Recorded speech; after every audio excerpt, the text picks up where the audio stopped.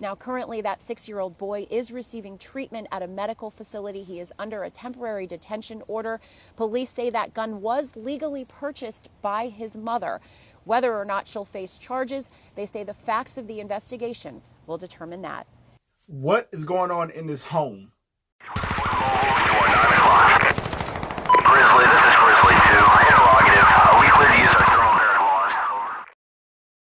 For Abigail Zwerner, that first grade teacher that was critically injured but has taken a remarkable turn and is now awake in the hospital. Police hailing Zwerner a hero, saying that she saved lives on Friday after taking a bullet to the chest when a 6-year-old brought a 9mm handgun to school and fired it inside the classroom. Police say she acted bravely and got all the students out of that classroom. She was the last one to leave. Now, currently, that 6-year-old boy is receiving treatment at a medical facility. He is under a temporary detention order.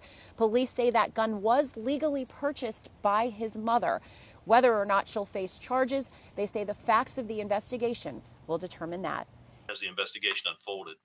But the big question, you're exactly right. And it's a question that we have throughout the department and even with our school system is how does a young man know how to use a firearm? Child became a little combative, actually struck the school employee that was restraining him.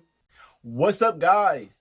Hey, so I did a video on the 6-year-old kid in Virginia who pretty much shot his teacher, and whatever the case was, because due to a physical, verbal altercation. All right, now in that video, it was this man, and he was talking, and it was just like this random, it was like this literally like this random man that they just got to do an interview, and he had one of his kids going to the school, and I just assumed, me and a lot of other people assumed that was his dad, so that's what I took it for.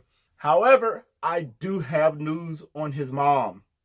Now, I'm a big supporter of the Second Amendment, and however, it is something you need to know, but I'm going to get to that at the end of this video. And as always, please subscribe to this channel for future notifications. Let's get into this. Okay, so it's more news in relation to the kid himself and what actually went down. So apparently after the kid shot the teacher, pointed a gun and shot the teacher, this kid proceeds on to pretty much continue to resist once one of the school faculty tries to stop this kid. So one of my things I've been saying is the parent needs to get looked at in this situation, and it's obvious now that that's something that needs to happen. Okay, so looking at that, the first thing that needs to be addressed here is the parents. Their child was able to steal their gun, willingly put this in his book bag, go to school, get into a verbal dispute with this teacher, and I'm just going to go ahead and assume this happens pretty much frequently, pulls out a gun, points it at a teacher, and then shoots. At this point, how and why this kid was in the place with a gun to start with is pretty much out of the question. What is going on in this kid's head? What is going on at home? The teacher then proceeds to walk all the kids out of the classroom with a whole gunshot wound in their arm. And apparently somebody that worked at the school was trying to restrain this kid, and he was resisting. But yet everybody's trying to preach gun laws this, gun control laws this, gun control that. People, we got a whole 6-year-old that just shot a teacher, and now you have another teacher trying to hold him down. But this 6-year-old is still trying to get out.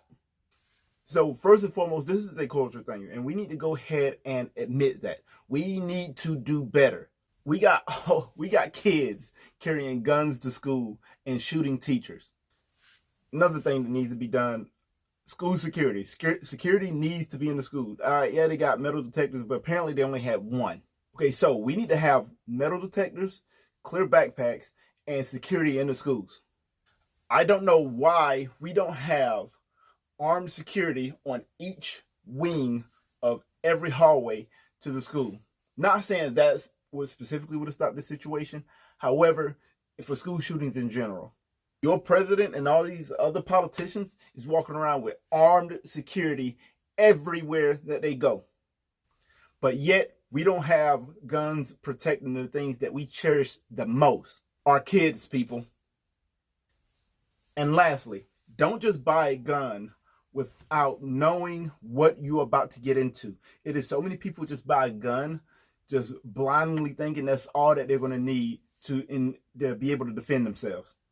First and foremost, you need to know how you're going to store this gun based on who's living in your house. If you potentially got kids in your house that's going to take that gun, put it in the backpack, go to school and shoot a teacher, you probably want to lock it up. And if you don't know that, then you probably want to lock it up. You're also going to want training on how to actually implement and use this gun effectively. And lastly, knowing your local and state laws. Under what circumstances can I use this gun to defend myself? In all, we need to take a hard look in the mirror and know exactly who we need to blame in these types of situations, because that is very, very important, people. Yo, but that's all I got for this right here. Hey, go ahead and subscribe, like this video, and J Mavros1 out.